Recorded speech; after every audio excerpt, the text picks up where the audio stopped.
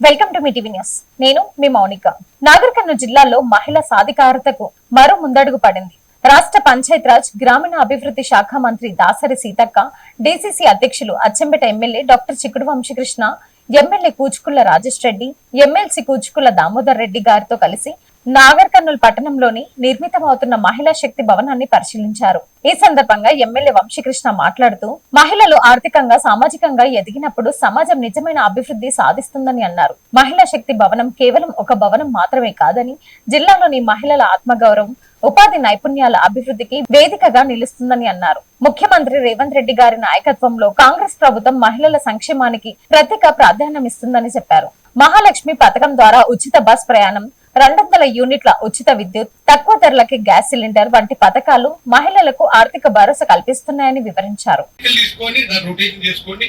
ఇదే కాకుండా petrol bunk గానీ, లేకుంటే సూపర్ మార్కెట్ గానీ, తర్వాత బస్సులు గానీ, బస్సులు ఆల్రెడీ చాలా వరకు వచ్చినాయి, ఇంకా కూడా ఇస్తారు. పెట్రోల్ బంక్లు, బస్సులు, తర్వాత రిసార్ట్లు మీరు అన్ని తయారు చేస్తున్నారు. ఇంట్లో కూర్చొని మీరు తయారు చేసిన దాన్ని మీ దగ్గర ఫర్ ఎగ్జాంపుల్ స్ప్రౌట్స్ ఉంటాయి, మొలకలు, గింజలు మొలకలు వస్తాయి కదా మామూలుగా, ఇది గ్రౌండ్ నట్ కానీ లేకుంటే పెసర్లు కానీ, ఆ మొలకలు చిన్న ప్యాకెట్ చేస్తే మీ దగ్గర అమ్మినప్పుడు 5 రూపాయలకి తీసుకోవాలి. ఆ మొలకల్ని షాపులో పెట్టి 10 రూపాయలకు అమ్మాలి. ఈ 5 రూపాయలకు అమ్మినా కూడా దాంట్లో భాగస్వామ్యం ఉంటుంది. ఈ రకంగా బిజినెస్ చేస్తే బాగుంటది. ఆ రొటేషన్ చేయండి. అటువైపు మీరు చూడట్లేదు. మంచి ఒకప్పుడు మేము ఫస్ట్ టైం ఎమ్మెల్యేగా ఉన్నప్పుడు ఈ అడ్డాకుల దగ్గర మీ మహిళా సంఘాలు మూసాపేట్ లో మేమందరం మహబూబ్నగర్ నుంచి పోయి అక్కడ తినేవాళ్ళం. ఎమ్మెల్యేలు, మంత్రులంతా అంత బాగుండేది. మీరు గిట్లా కరెక్ట్ గిట్లా మీరు రిసార్ట్ పెడితే అన్ని హోటల్స్ బంద్ అయింది. ఈ చికెన్ బిర్యానీ, మటన్ బిర్యానీ ఇప్పుడు అయిపోయింది దాని కథ. ఇప్పుడు మంచి ఏం పెట్టాలి, రాగి ముద్ద, నాటు కోడి పులుసు, అదే తర్వాత జొన్న రొట్టె, చేపల పులుసు, ఈ వెరైటీగా పెడితే బ్రహ్మాండంగా నడుస్తుంది. కానీ మీరు ఆ ఫీల్డ్కి వెళ్తలేదు. వెళ్ళాలి, బిజినెస్ చేయాలి. అప్పుడే మీరు కోటీశ్వర్లు అవుతారు. ఈ లోన్ తీసుకొని కంటే కోటీశ్వర్లు కాదు. కాబట్టి ఆ వైపున మీరు అందరు మీ దృష్టి మారాలి. అట్లాగే మీ దగ్గర ఉన్నటువంటి ఈ వ్యవస్థ ఉంది, విఓఏ, సిసిలు, ఏపీఎంలు, ఈ సిస్టమ్ యాక్టివ్ కావాలి. ఈ సిస్టమ్ అంతా యాక్టివ్ కావాలి. అంత యాక్టివ్ అయినట్టు నాకు అనిపిస్తలేదు. నేను ఒక 5-6 సార్లు మీటింగ్లు పెట్టినాక నేను వీళ్ళనందరూ బాగా యాక్టివ్ చేయాలి. చేసి ఎప్పటికప్పుడు ఏం జరుగుతుంది, ఏమైతుంది, ఏం కట్టాలి, ఏం చేయాలి. రీపేమెంట్ మేము ఇచ్చేది వడ్డీ లేని రుణాలు. ఈ వడ్డీ లేని రుణాలు అనేవి ఎప్పుడు వస్తాయి, మీరు రెగ్యులర్ గా పే చేస్తూ వస్తుంది. రెగ్యులర్ గా పే చేయకపోతే రాదని. ఇదొకటి. నాకు తెలిసి మీ దగ్గర ఉన్న సంఘాలు 50% డిస్కౌంటే ఉన్నాయి. ఎట్లా ఉన్నాయి కూడా చెప్తాను నేను. ఇద్దరే 3 రోజులు కడతలేదు, ఇద్దరు చనిపోయింది, ఇద్దరు హైదరాబాద్ వెళ్ళిపోయింది, ఒక ఆమె నేను రానంటుంది. వీటిని మీరు రెగ్యులరైజ్ చేయకపోతే ఉపయోగం ఉండదు. మరి గౌరవ ముఖ్యమంత్రి గారు 1,00,000 కోట్లు ఇస్తామంటారు. 1,00,000 కోట్లు అనేది లోన్ కాదు, మీరు కట్టే వడ్డీ సంవత్సరానికి 20,000 కోట్లు ఇస్తామంటారు. కానీ దానికి ఇంకా టార్గెట్ రీచ్ కావాలంటే మీరందరూ కూడా బాగా లోడింగ్ తీసుకోవాలి. ఉన్న పాత బకాయిలన్నీ కూడా రెగ్యులర్ గా కట్టాలి.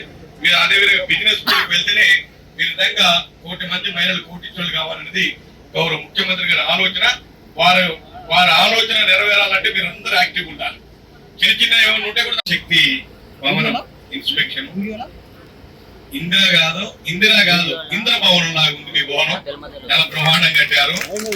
మరి ఈ కార్యక్రమానికి చేసిన ముఖ్య అతిథులు అక్క, మనందరి అక్క సీతక్క, గౌరవ మంత్రి గారు, అట్లాగే స్థానిక ఎమ్మెల్యే రాజేష్ రెడ్డి గారు అధ్యక్షతన జరుగుతున్న కార్యక్రమానికి, అలాగే ఎమ్మెల్యే దామోదర్ రెడ్డి గారు విచ్చేసిన మీ అందరికి కూడా, ఎందుకంటే చాలా మంది తినలేదు, మీరు బాగానే తిన్నట్టుంది కానీ అందరికి ఆకలి అవుతుంది. అక్కడికి ఏముండ ఒక్క మాట ఏమిటంటే, గౌరవ ముఖ్యమంత్రి గారు 1 కోటి మంది మహిళలను కోటీశ్వరులను చేస్తారని చెప్పడం జరుగుతుంది. అయితే ఇప్పటి వరకు మహిళా గ్రూపులన్నీ కూడా లోన్లు తీసుకుంటున్నాం, మళ్ళీ కడుతున్నాం. దాంతో మీరు కోటీశ్వరులు కాలేరు. మీరు కోటీశ్వరులు కావాలంటే యూ డూ బిజినెస్. ఈ బిజినెస్ లో 10-15 రకాల బిజినెస్లు ఉన్నాయి. మీరు బిజినెస్ ఫీల్డ్కి వెళ్ళాలి. ఒకటి. రెండవది, పాత లోన్లే కడతా ఉన్నారు. ఎప్పుడో 5 లక్షలు తీసుకున్నారు, ఆ లోన్లే కడుతున్నారు. ఆ లోన్లు ఇప్పటికి ఒక 3 లక్షలు అయిపోయి 2 లక్షలు ఉన్నాయి. ఈ 2 లక్షలు రంగారెడ్డి జిల్లా కడ్తాల్ మండలం సమగ్ర అభివృద్ధి ప్రత్యేక నిధులు కేటాయించాలని రంగారెడ్డి జిల్లా యూత్ కాంగ్రెస్ ప్రధాన కార్యదర్శి క్యామ రాజేష్ రాష్ట్ర పంచాయతీరాజ్ గ్రామీణ అభివృద్ధి శాఖ మంత్రి సీతక్కను కోరారు. కడ్తాల్ మండల కేంద్రంలో నూతన ఎంపీడీఓ మండల ప్రజా పరిషత్ కార్యాలయం భవన నిర్మాణ ప్రారంభోత్సవ కార్యక్రమానికి హాజరైన మంత్రి సీతక్కకు ఎమ్మెల్యే కస్టడి నారాయణ రెడ్డి సమక్షంలో వినతి పత్రాన్ని అందజేశారు. ఈ సందర్భంగా క్యామ రాజేష్ మాట్లాడుతూ ఫ్యూచర్ సిటీ పరిధిలో కీలకంగా ఉన్న కడ్తాల్ మండలం భవిష్యత్తులో పారిశ్రామిక, వాణిజ్య, విద్యా, ఉపాధి రంగాల్లో ముఖ్య పాత్ర పోషిస్తుందని అన్నారు. మండల అభివృద్ధికి సీసీ రోడ్, డ్రైనేజ్ వ్యవస్థ, ప్రభుత్వ ఏరియా ఆసుపత్రి, ప్రభుత్వ జూనియర్ కళాశాల, యువత కోసం మినీ స్టేడియం, ప్లే గ్రౌండ్, ఆధునిక గ్రంథాలయం భవనం ఏర్పాటు చేయాలని కోరారు. ఫ్యూచర్ సిటీ అభివృద్ధికి అనుగుణంగా కడ్తాల్ మండలాన్ని ఆదర్శ మండలంగా తీర్చిదిద్దేందుకు ప్రభుత్వం ప్రత్యేక దృష్టి సారించాలని విజ్ఞప్తి చేశారు. మంత్రి సీతక్క వినతి పత్రాన్ని స్వీకరించి సానుకూలంగా స్పందించినట్లు తెలిపారు. ఈ కార్యక్రమంలో యూత్ కాంగ్రెస్ నాయకులు షాబుద్దీన్, మూడా రవి, పవన్ కళ్యాణ్, గిరి, మణికంఠ, దర్శన్, వాహెబ్, శ్రీను, రమేష్, శ్రీకాంత్, ప్రవీణ్ కుమార్ తదితరులు పాల్గొన్నారు. నాగర్ కర్నూలు జిల్లా అచ్చంపేట పట్టణంలోని బీకే ప్యాలెస్ ఫంక్షన్ హాల్లో సోమవారం నిర్వహించిన బీఆర్ఎస్ కార్యకర్తల ఆత్మీయ సమ్మేళనంలో మాజీ మంత్రి సిద్దిపేట ఎమ్మెల్యే టి హరీష్ రావు పాల్గొన్నారు. ఈ సందర్భంగా ఆయన మాట్లాడుతూ ఉమ్మడి పాలమూరు జిల్లాలో 14 స్థానాలు గెలిచి కొడంగల్లో ముఖ్యమంత్రి రేవంత్ రెడ్డిని ఓడిస్తామని అన్నారు. రాష్ట్ర ప్రభుత్వం రైతు భరోసా బకాయిలు చెల్లించలేదని, రైతులకు ఇచ్చిన హామీలను అమలు చేయడంలో కాంగ్రెస్ ప్రభుత్వం విఫలమైందని విమర్శించారు.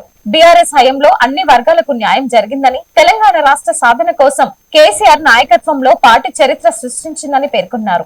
అచ్చంపేట గడ్డపై మళ్లీ గులాబీ జెండా ఎగిరేయాలని కార్యకర్తలకు పిలుపునిచ్చిన Harish Rao BRS party social media విభాగం సమర్థవంతంగా పనిచేస్తుందని ప్రశంసించారు.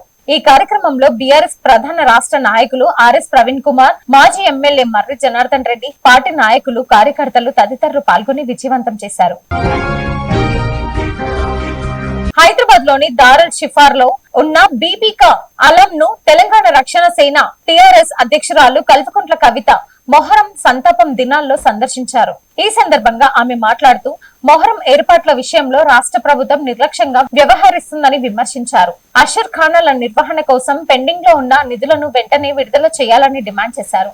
మొహరం సందర్భంగా హజ్రత్ ఇమాం హుసేన్ కర్బలా యుద్ధ భూమిలో మానవీయత, సత్యం కోసం చేసిన త్యాగం ప్రపంచానికి ఆదర్శమని పేర్కొన్నారు. ఆయన చూపిన మార్గాన్ని స్ఫూర్తిగా తీసుకుని సమాజం ముందుకు సాగాలని పిలుపునిచ్చారు. నిజాం కాలం నుంచే హైదరాబాద్ లో అన్ని మతాల ప్రజలు పండుగలను సామరస్యంగా జరుపుకోవాలని సాంప్రదాయం కొనసాగుతుందని అన్నారు.